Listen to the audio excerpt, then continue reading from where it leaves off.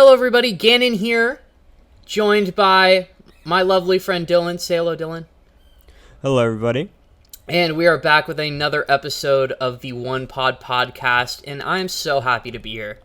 And another thing I would like to say, and I didn't even say this to Dylan beforehand, but I've kind of had a shit day. I've low-key been in my feels, sad boy hours, all day, and I really have to tell you, Dylan, that I am so fucking happy to be reviewing this chapter with you right now. I am too. And just thank you for being here. Anyways, with all that being said, let's go. This chapter is extremely exciting. I'm so fucking excited to talk about some good-ass One Piece with my good friend Dylan here. Chapter 991, Please Let Us Die, is the title of this chapter. And here we are, the Gang Bege's Oh My Family, one of the worst cover story series in the history of One Piece. Looks like it's coming here to an end. Pound is embracing Lola and Chiffon, and kind of wholesome in the bottom right, we see Gang Bege and his little weird sun thing. Pez. Yeah, Pez. Look, that thing's on its 2 feet, dude. That thing is fucking weird. But a little bit wholesome that they're smiling and they're happy that they're all together and rejoicing and everything. So a little bit wholesome there. If they deadass come out with this cover story again next week, I might throw a chair at something. Like, this cover story's ass. Can we please get on to anything else? But yeah. Alright, here we are. Into the bread and butter, because, we're ready for it. It's Drake, one of the Flying Sixth. He's the guy who rampaged through the Flower Capital recently. Sir Drake, why did you do that to the numbers? And the numbers are fucking huge. We've learned recently that they are legitimately ancient giants. Now, it was said that Kaido got them from Punk Hazard, which just leads me to believe that Punk Hazard was literally a fucking freak show. Oh, yeah, for sure. Even more than we thought. Because our our initial impression was that Vegapunk was there, he was making artificial fruits. Not only that, he was making artificial dragons and literally artificial life forms. So it's possible that the numbers could be artificial life forms. They probably are, to be real with you. I doubt that they actually legitimately managed to find ancient giants. But it is very crazy that there exists an ancient giant race in One Piece. It would be cool if they ever did, like, possibly maybe a snapshot manga after One Piece is over. Perhaps maybe take, like, a character. Once we get a better understanding of the whole grasp of the One Piece history and universe. Because to our knowledge, like, there's only the Void Century missing, the 100-year gap, which leads me to believe that they understand the history prior to that. They've never spoken about it or talked about it, really. But they keep on going on about the Void Century, but that leads me to believe that you guys know what happened prior to the Void Century, which, hey, come on, that's gotta give you a bunch of fucking clues to what actually happened in the Void Century. But they never mention it. That's kind of a slight plot hole. But I feel like, I don't know, because I feel like it might have been mentioned somewhere that, if I'm remembering correctly, I think it said that, like, that 100 period year, like, that 100-year period of time, they don't know anything about it, nothing, and I don't know. I would like to think that they also, like, included to say that it's, like, before then, but I don't know. Dude, like, the way it's spoken about, it's kind of implied that they don't know shit about history beforehand, but nobody has explicitly said this. The only thing they say is that there's a 100-year gap, and nobody knows anything about what fucking happened in this gap. Which, dude, to me, come on, that's fucking impossible. Like, really? Like, 100 years of history that nobody knows about? Come on. Come on. And then not only that, but, like, do you guys know anything about the history prior to that? Like, wouldn't that give you a ginormous, huge clue? Like, you must have some knowledge of civilizations prior to the 100-year gap, right? Or no? Was everything just, like, was it the Dark Ages before that? I don't know. But anyways, I would really like to see a snapshot manga, possibly, like, One Piece 500 years ago. Do you know what I mean? In the main, and there's like Yeah. a main character that they kind of like, just kind of scoop up, kind of create, and he has some weird, freaky, cool devil fruit, or maybe he even has like a devil fruit that we already know, and he's just like a previous user. And there's just a couple chapters of him exploring the world of One Piece 500 years ago, and you get to see a bunch of crazy cool shit. And then maybe he like visits an island that's just full of ancient giants, and that would be like kind of cool. That would be a cool thing. But anyways, That would be cool. here we are. They're talking about Drake and how he transformed into a dinosaur earlier. And he's like, isn't he an executive? Something feels off. And that dude standing next to Hyogoro looks pretty cool. He's got like kind of an Oni look. He's I'm pretty smiling. sure he's one of the like Yakuza bosses. Yeah, one of the Yakuza bosses. And that would make sense because Hyogoro is like top dog when it comes to the Yakuza. Yeah. Which is super hard. And Page One's over here. He's like, hey, Drake, why would you take out the numbers? And Drake is over here huffing and puffing. And goes back to a little flashback of Kobe basically saying, like, oh, if you're Luffy's enemy, dude, he's unbeatable. But if he's your friend, he feels super close. And Drake's like, what the fuck does that mean, bro? You're fried. Drake is very cool. Drake is fucking really cool. And Luffy just straight up says to him, he's like, do you want to take down Kaido, bro? He's like, I can't tell you my reasons, but my goal aligns with yours. And he obviously can't tell him the reasons because he is a sword member. And he's not even a pirate, dude. He's a fucking Navy dog. That's the slight disappointing thing about X-Drake, is that he was never a real pirate. Ever. It's kind of lame. Here's Zoro. And he's like, don't play such ridiculous games with us right now. Luffy is the guy who bent his knee to... Wait, Luffy, this is the guy who bent his knee to Kaido, just like Hawkins. And it's really interesting seeing Zoro and Drake sparring like this. I don't think Zoro is coming for his head. He's obviously just kind of... No, definitely not. I think he's just, like, kind of going up to him to kind of, like, push him back. Yeah, he's like, beefing with him. Fuck off. He's beefing with him. And here's why I love Zoro, is because he's Luffy's second mate. But, dude, he's easily, like, top 3 strongest supernovas. Like, dude, I mean, if we're really being honest here, I know my boy Frankie really likes to suck X-Drake's dick, and he thinks that X-Drake is super strong. But I don't think Zoro's stronger than X-Drake. I mean, I don't think Drake's stronger than Zoro, sorry. Yeah, no, I think Zoro's taking that dub. Especially, no, like, actually, I don't even know why I have to say I think. Dude, Zoro has advanced armament hockey, and he has the Blade of Odin now. He is a completely different fucking animal. He's a completely different animal! Hold on. Where did it say he has advanced armament hockey? Remember, he and Luffy learned it, remember? I'm pretty sure just Luffy learned it. Dude. Okay, well, okay. Maybe Zoro didn't learn advanced armament hockey, but... No, Enma, like, brings out his hockey a lot more, I'm pretty sure, than, like, like, the whole thing with Enma is that, like, it brings out more hockey than, like, the user can, like, withstand, and so, like, kills him.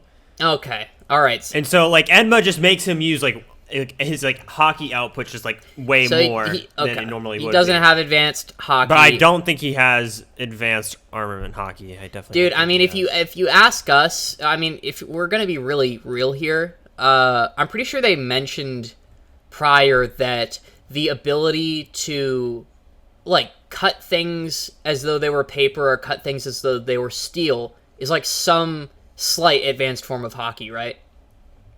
Didn't Hyogoro say that earlier?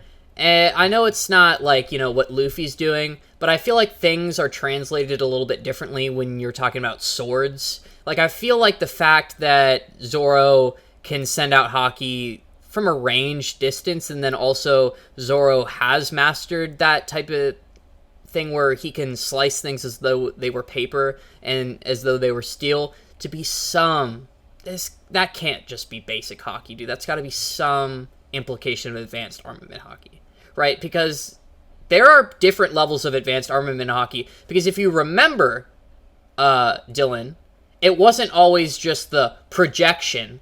Because Katakuri, when he fought Luffy, he was dead ass saying like there's a hockey better than regular armament hockey, and like his hands were just like red and glowing. So, dude, I feel like there's got to be a spectrum, and I feel like perhaps Zoro might know some. What do you mean by that as spectrum? Dude, I feel like there's got it, dude. Right now, people think that it's just like, okay, there's armament hockey, and then there's I definitely and then there's the advanced form where you project it, and then there's also the super advanced form, which Luffy knows, where you project it inside of somebody, you just fuck them. But people often forget that there was that scene where Katakuri was like, there is a hockey better than the regular armament hockey, and But couldn't he just be talking about advanced armament hockey? Yeah, I know, but he was using it. Remember, it was his block mochi. His like fucking whole arms were like red hot, and when Luffy punched him, he had to like air off his hands because they were burning. If you remember, do you remember that? I don't remember. No, okay, that definitely happened. Okay, so when I'll take your word on it. I just believe that there's got to be some spectrum to it, either that or that's just kind of like a small plot hole. I just kind of refuse to believe that Zoro is only capable of the basic form of hockey. Like the shit he's able to do has got to be slightly advanced. But I'm going off on this dumbass tangent right now. I'm just saying for a fact that Zoro is definitely beating X Drake, especially because that is true. Especially because X Drake kind of had trouble with Stealth Suit Sanji in the bathhouse. That's all I'm going to say. He kind of had trouble with him. He's like, Sanji legit blocked a sword swipe from Drake in the bathhouse with his stealth suit. So, yeah, there's that. You know, I'm a Zoro fucking fanboy. I'll jerk Zoro's cock any day. That's my boy. I've been driven out of that position, so you've decided to stick with us now? Is that it? We can't trust a fickle bastard like this guy. Don't you dare get close to Luffy, X Drake. There is such thing as honor, even in the pirate world. And Luffy's like, nah, he's an ally. And everybody's like, what are you talking about, you dumbass? You can't trust people so easily, but, you know, Luffy's got a nick for these type of things. Dude in the bottom left is like, Mr. Straw Hat, let's head into the castle. Luffy's got his Pirate King jacket on still, which is just badass, dude. It's so fucking badass. I guess this was to be expected. I definitely like this owl. I definitely like this Luffy's drip right now. Dude, he's so cool right now, dude. Mm-hmm. He's so cool right now. I love how in that panel, by the way, it looks like General Frankie is talking. Like, do you see? Yeah. He's looking over towards Luffy. That looks really cool. X Drake says, I guess this was to be expected, and Page 1 and Ulti are salty. Page 1 and Ulti are boring old news at this point. Like, I mean, they're ancient zones. They're not very interesting. They're just a twin team. Page 1 looks kind of emo. Like, his character design is weird as fuck. I don't know where these two came from, dude. Why do they look like that? Don't allow those two to get close to Mr. Straw Hat. And they're like, out of the way, you samurai. And they're kicking their ass because they're ancient zones. They're on a completely other level than these fodder samurai. It's the duo from before. The dinosaur from the flower capital is standing next to such a beauty. Who is she? Don't even think you can ever face Kaido again. Instant green star, exploding skull plant. And yeah, dude, I mean, Usopp's a jock. Usopp's a jock. This part having weak. Oh my gosh, Pepe, who the hell are you? I'm Nami. My specialty is reptile extermination. Prepare yourselves. And dude, this was the crazy, surprising part. I'll finish reading this and then we'll talk about it. But Usopp is hiding behind Nami. Perhaps I should sprinkle some reptilian pesticide on it to finish off all of you. But it doesn't matter either way, the battle's already started. Well then, come at me! And they start running, they start darting for it, and they're pissed. I won't let you escape. How dare you do that to Pepe? And bro, like, the Straw Hats, it's crazy.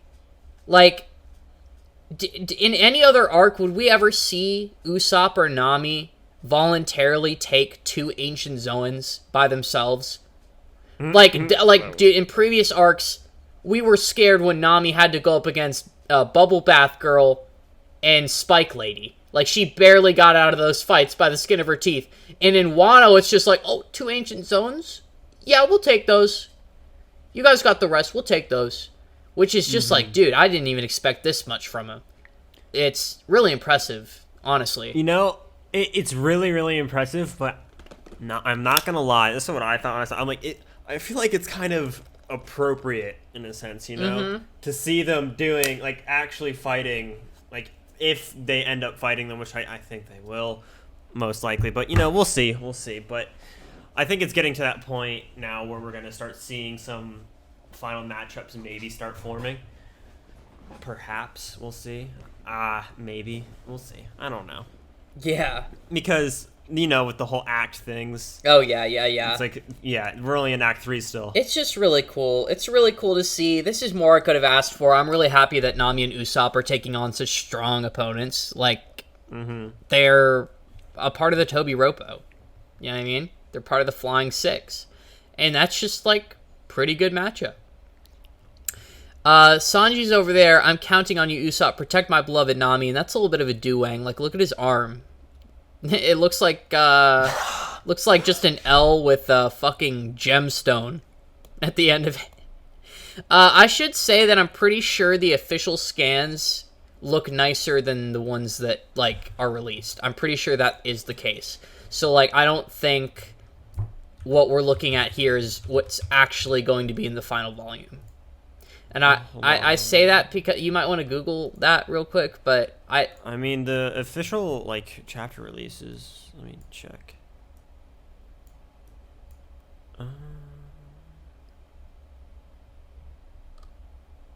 No, it's like that in the official one right now, because the official one got released today as well. The official one, like, and that's the one that's going to show up in the volume?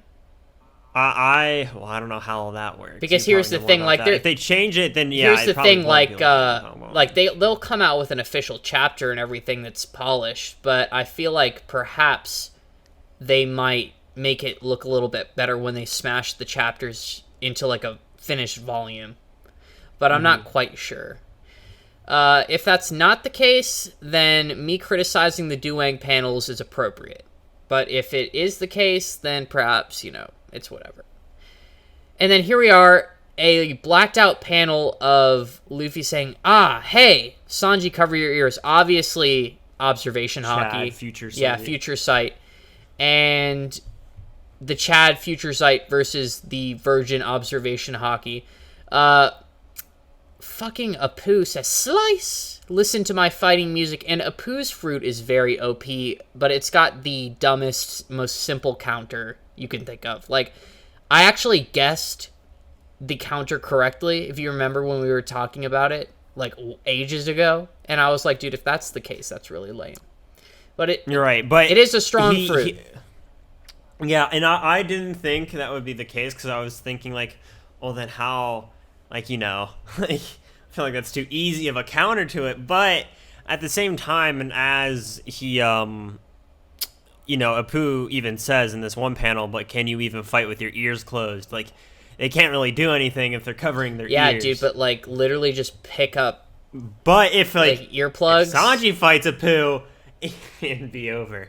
Like, I think Sanji would, I don't know about you, I think Sanji would beat Apu. Oh, yeah, no, Apu. With the red suit, easily. Dude, he would fucking destroy Apu. And Sanji could just cover his ears and just fight with his legs, like his feet, and kick the shit out of them, like, easily. I only say that because Apu doesn't look physically strong at all. He kind of looks weak in that sense. And he's kind of a little conniving devil. Drake is undeniably just got super strength. I mean, we saw him just deck a pacifista pre-time skip, like, super easily. Like, he's got crazy super strength. And he did to one of the numbers what Luffy did with the Kong gun. Yeah. Like, think about that. Yeah. With, like, his, like, just his, like, regular, I think he was in his hybrid form, maybe. Yeah. I'm not sure. But fuck Drake is super fucking strong. Drake, I'm pretty sure Drake in this chapter said he was going after Apu. So I'm pretty sure we're going to see Drake versus Apu. Possibly. But we'll get to that because, you know, we're reviewing each panel. Can you fight with your ears closed? You've learned from last time. So, yeah, Jockey, Goki, Juki, they're all fucked up, dude. These giant, ancient giants, dude, they're just all brawn and no bite. They got their asses kicked. They're on the floor. What a pitiful state you guys are in. All 10 of you guys have destroyed an impressive amount of towns until now. To think you guys were beaten to a pulp because you were wasted from the feast, I can't even bring myself to laugh at this. I don't know why Pooh cares about the numbers so much. And another thing that I don't like about Pooh and Hawkins is how they're actually seemingly loyal to Kaido. Like, that's... what? I don't know about Hawkins, dude, because I think in last chapter I think it was said last chapter or 2 chapters ago when Drake was talking to him. Drake was like, "You were brought here against your will. Like, I know you don't want to be here." Yeah, but if you remember, after that, Drake then got like stabbed by Queen, and Hawkins was still going in on him like a little bitch. You're right. So Hawkins is at every corner. That also, Hawkins in general is just kind of a bitch, because he won't do anything that like risks his life, I think, and he like always know like what's risky. He is what's not, fucking like, stupid ass tarot cards. Bitch, dude. Like when he was first introduced, he seemed rather chill. He's just like, yeah, you're I don't see the card of death upon you today, type beat, but. Like, post-time skip, dude's just an asshole little pussy. Pooh is way too loyal to Kaido. You know what I mean? Like, why is he so adamant on fighting these guys? Like, if I were... A true supernova would look at the situation and take advantage of it and be like, oh, this is finally our chance to take down a Yonko. But, no, Pooh's over here being a little fucking dork. 100 Beast Pirates Informant. Captain of the On-Air Pirates, which is... That's kind of a gay pirate group name. Not trying to be non-PC, but that's a little bit gay. The On-Air Pirates, bro. Come on.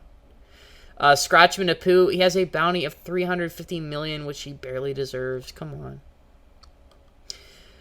Right, Hacha? Are you sober now? Hacha, Hacha! What happens when an ancient giant seriously goes on a rampage? I'll show you that. I'll show that to you firsthand. Who's in front of him? Like, there are 2 people, like, right in front of Pooh. Oh, it's Sanji and Luffy. They look really close. What's this? Is that guy controlling them? He's using his comrade as a weapon. With monstrous strength. This is bad. That bastard. Luffy, don't stop. There'll be no end to them if you do. Damn it, I understand. There are 10 of that? I don't have enough cola. There's nothing more threatening than numbers. And Hacha's kind of got a cool design. He looks humanoid.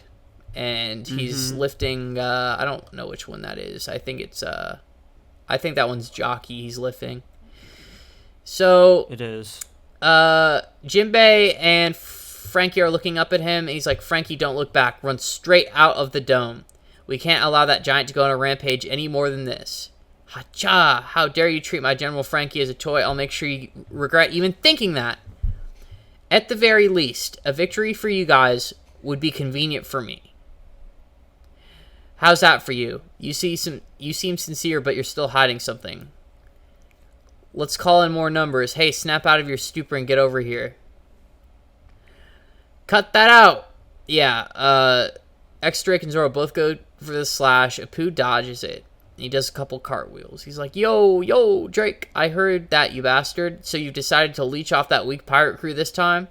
I've hated this guy from the very beginning. I'm going to crush him, but I'm not doing it for you guys. Looks like we're a team now. And he's like, wait, what? And so, yeah, looks like X-Drake has found his opponent in the form of a Pooh, and I want X-Drake to absolutely destroy this motherfucker, because X-Drake is... Dude, come on. He's way stronger than a Pooh physically. Dude, I mean, like, if you actually just maybe ripped, like, the tuft of fur off your coat and put it in your ears, I feel like it would be a no-diff fight at that point. Like, come on. This isn't too hard to beat a Pooh when you know what's going on. They're both taking heavy bullet shots in the next panel. And he's like Soulja Boy over here, like, Drake? Hidest kid from the world. Oh wait, no, what was it? Do you remember that scene? He's like, I wasn't hiding my kid from the world. I was hiding my kid. Wait, he's like, wasn't hiding from my. He's like, I wasn't hiding my kid from the world. I was hiding the world from my kid. Or the other way around. But you get what I'm saying. It's that fucking Breakfast Club Soulja Boy. Drake. And Queen over here looking super menacing with this giant dope-ass really Gatling dope. gun. This is really It's dope. really dope. He's like, mwahaha. You thought you could run away, you traitor, or should I say, you spy? Dude, Queen is, dude, come on. Queen is dope. Queen's really dope. Low-key, my favorite commander right now. Like, I mean, Definitely. King hasn't shown up enough for me to be my favorite yet, but I'm sure he's going to be. I mean, he's the first commander. Oh yeah, naturally. I'm sure he will. Of But course. as it He's the first stands, commander. dude, and also what we see happens to Jack in this chapter is fucking insane. So yeah, Queen right here is absolutely sick. Hey, get a grip. It hurts, damn it. So they've actually been shot up. You're being attacked by a weirdo again. You think you could kill me with something like this? So they're actually not scared of guns. He's like, huh? It can't be. These bullets are... What other kind of bullets can they be but sea stone bullets? Like, that's definitely what he's alluding to. Here, I don't think they're sea stone bullets. Poisonous? I think they're poison bullets. Because look, here we have regular run-of-the-mill samurai who's like, damn it, that really hurts. And it's like you see how like the speech, how it's like kind of like stylized, like as wavy. Mm-hmm. Oh, you feel I like definitely he's think they're poisonous disorientated in some way. Yes, exactly, Gotcha, exactly. So I gotcha. think they're poisonous bullets. And also, his name is, like, his epithet, or whatever, is Queen the Yeah, Plague. and it's been said that he makes, like, really... like, bio-warfare, like, yeah, shit dude, like that. that's probably why his bounty is so high as well, because he's done such, like, horrendous things with his ability to create biochemical weapons and things that just are meant to kill and eradicate people. Pretty sure he created the gas weapon that they used on Zoe. I think that was, I'm pretty sure that was Caesar. Oh, yeah, I'm yeah. Actually, no, I'm positive that was No, Caesar's. yeah, you're right. Retract that statement. Statement retracted. And here we are. This is when the chapter really just makes you want to get a ginormous boner. Like, dude, this dude. Makes you want to... Oh my god, it's so aroused at this point. We see... You get a full view of the top of the skull. And the fact that they're fighting on top of the skull, and that's like the battleground, is insane.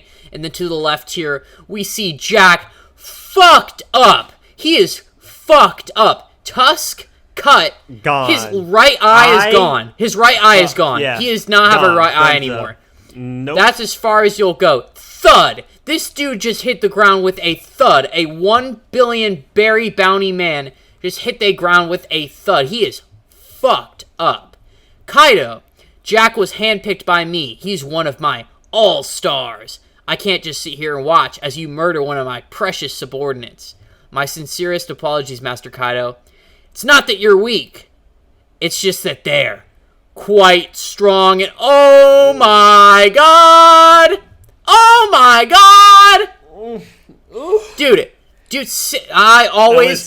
Go ahead. This panel right here, let me say something. This panel right here makes up for all the shit. Dude, that's exactly what I wanted to talk about. It's all for this one right here, so we can truly see how they really look. Dude. In this one right here. Dude, like, the only Sulong forms that have really mattered up until this point were carrots in these two. Because, dude, what a drastic and cool fucking change from their normal forms, especially for Inu. Inu. Yes, Inu, that's dude. exactly what I was thinking. Inu looks so fucking cool. Dude, his base form, he looks like a fucking dork compared to this, dude. Yes, that's exactly what I was thinking. Oh my fucking god. It's just that they're quite strong. And, dude, I've been shitting on the Sulong form from the very beginning. I've been criticizing it. But this makes up for everything. This one panel. What great designs. What great designs. And just what a... And the hype.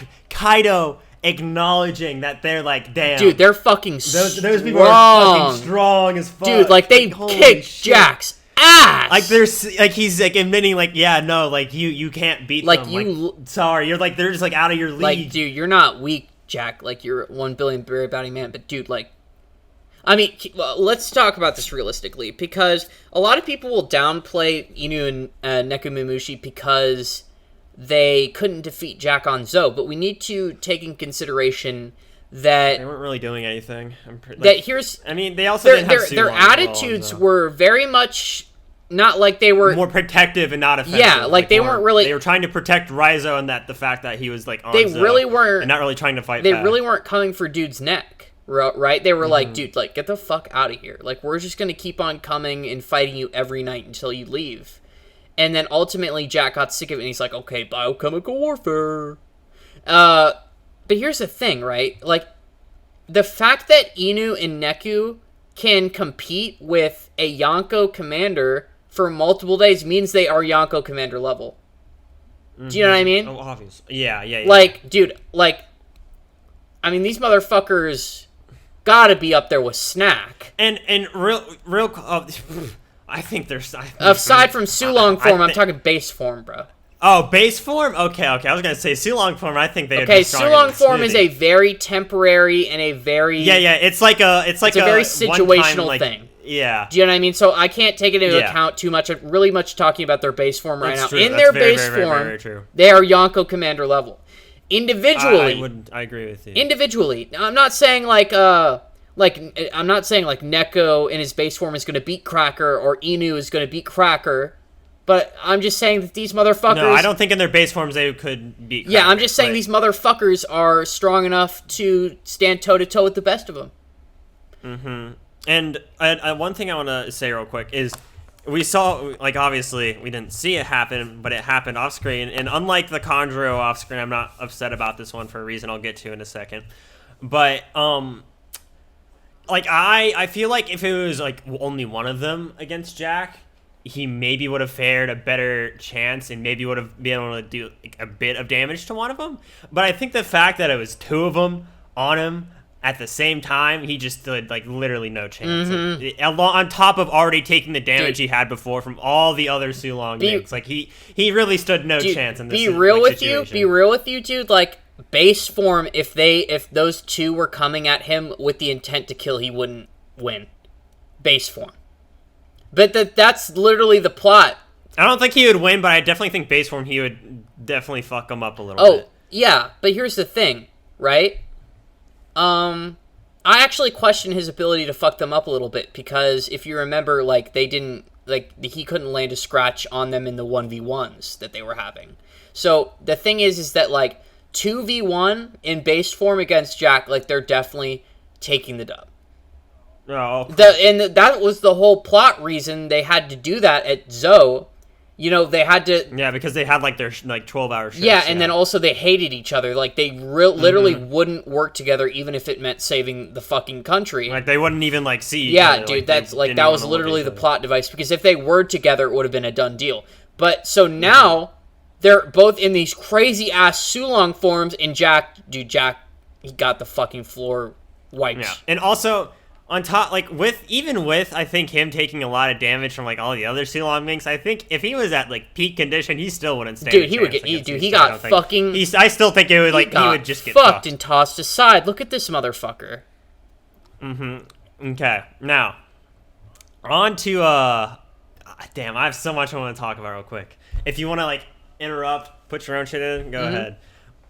But another thing I would like to say is... I really, really like how with these few panels of like Jack and Kaido interacting and Kaido talking to the Scabbards and Inu and Neko, right?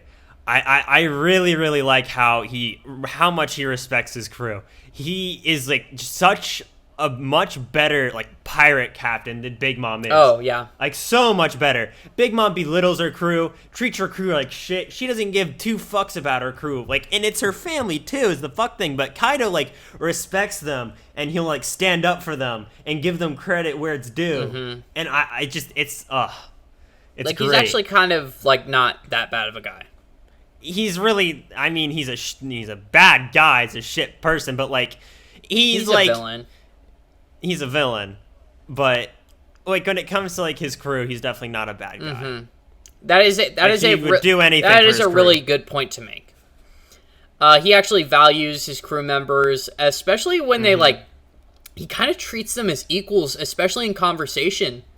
Like if you remember, there's that girl who has the flying squirrel smile, and she was just talking. Yeah, the like small little girl. Yeah, she was talking to Kaido as an equal. Like, Kaido treats a lot of the members of his crew as equals in conversation. And I think that's why they all respect him so much. And not because they necessarily fear him, but more so because he gives them, like, respect back.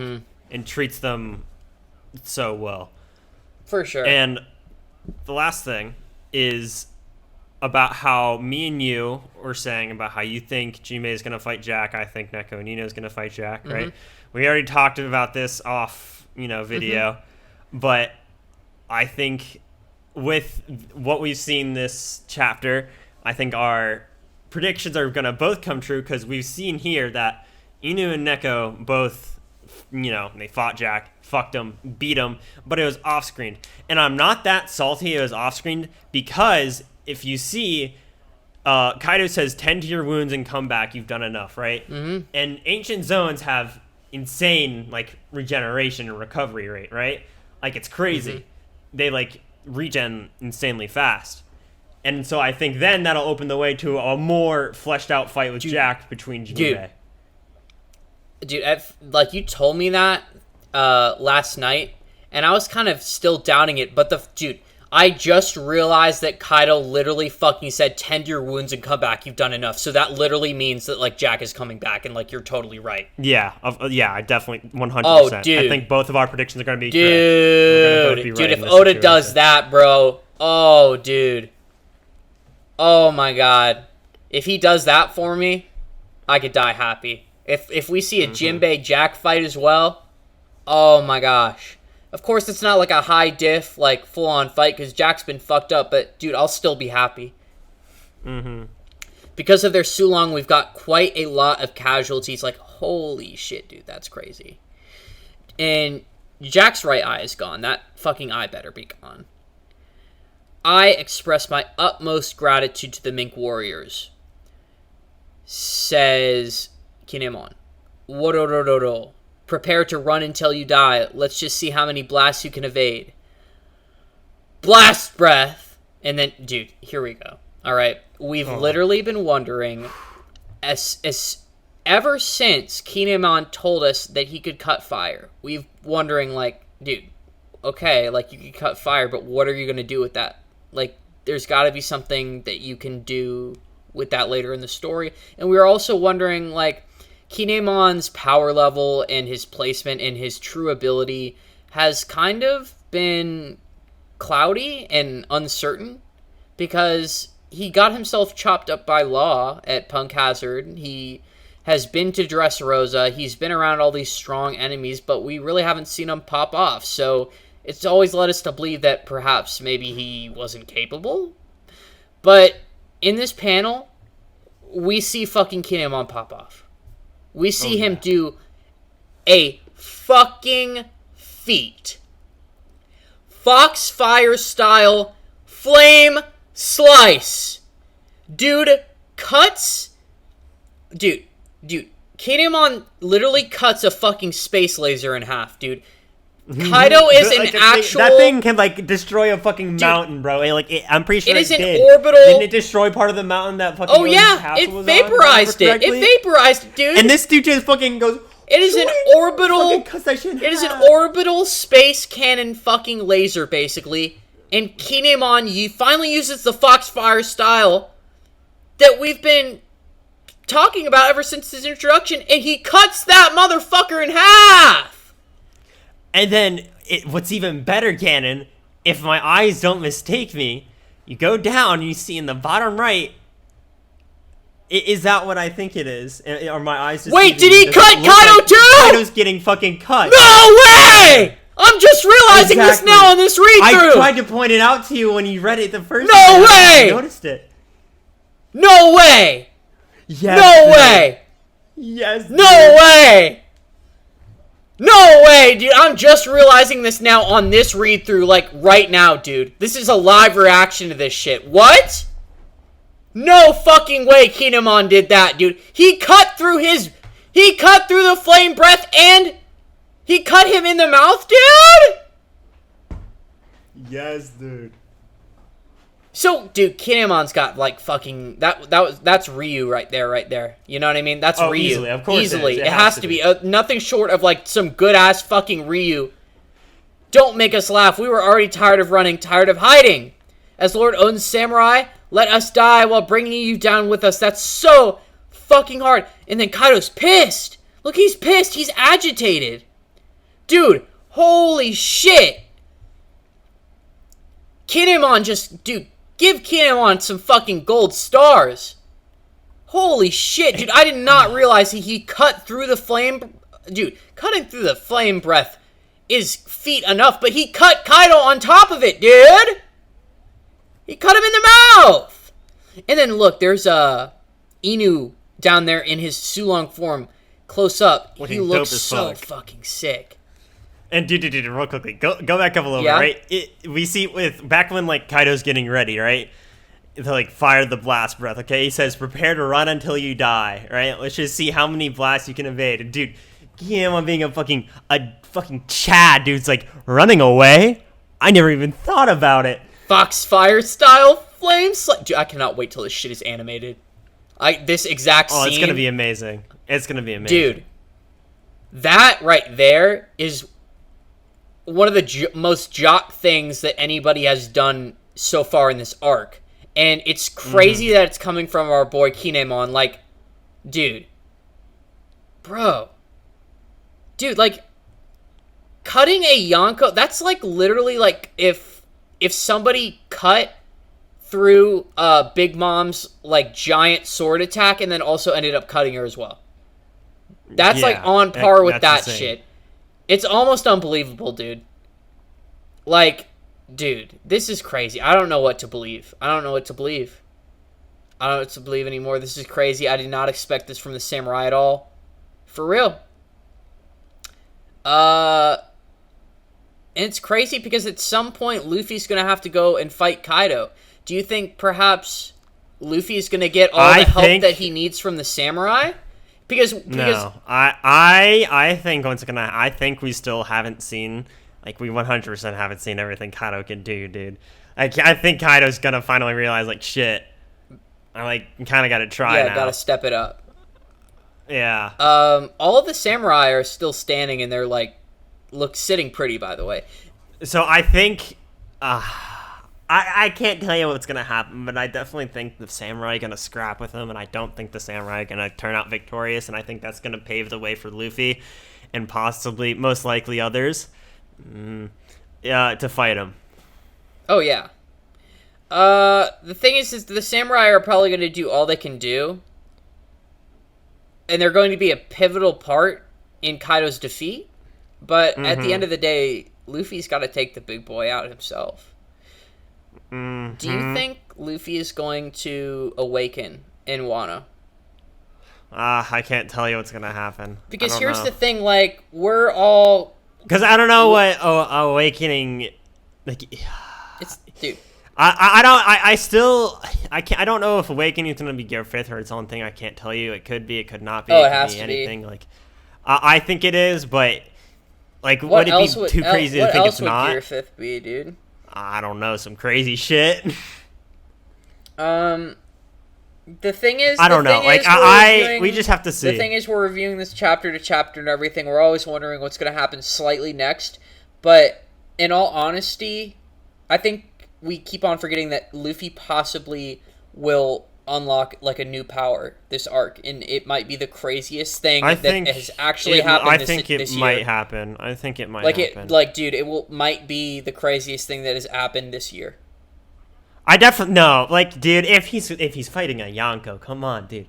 Like, he's gonna have to like it. I don't know. We're just gonna have to see. I think he will. I definitely think he will. I'm not going to say I'm expecting it to happen, but I mean, that's kind of what I'm saying. All right, Dylan. All right. Dude, I listen, I'm not gonna expect it to happen either, but like, I want it to happen, because that would just be the icing on top of the cake to make this arc fucking amazing. Because all this shit that's happening is like so fucking awesome, but I mean, Gear 5th Luffy, or Awakening Luffy, that would just be like, oh my god. Yeah. But anyways, anything else you'd like to add? Nope. Yeah, dude, I'm not even going to try to make a prediction for next chapter, because the way we're looking here, like, I don't even know... And dude, there's no break next week? There's no break? No, there's no break. Alright, bet. Well, I'm looking forward to the next chapter. Also, I assume they're going to switch perspectives. I doubt next chapter we're going to go straight back into the Kaido fight. I feel like it's going to go elsewhere. Probably back down to the main floor. Perhaps we're going to get a little bit of insight onto what the lower members of the Straw Hats are doing. Or maybe we'll get some Marco Perospero action.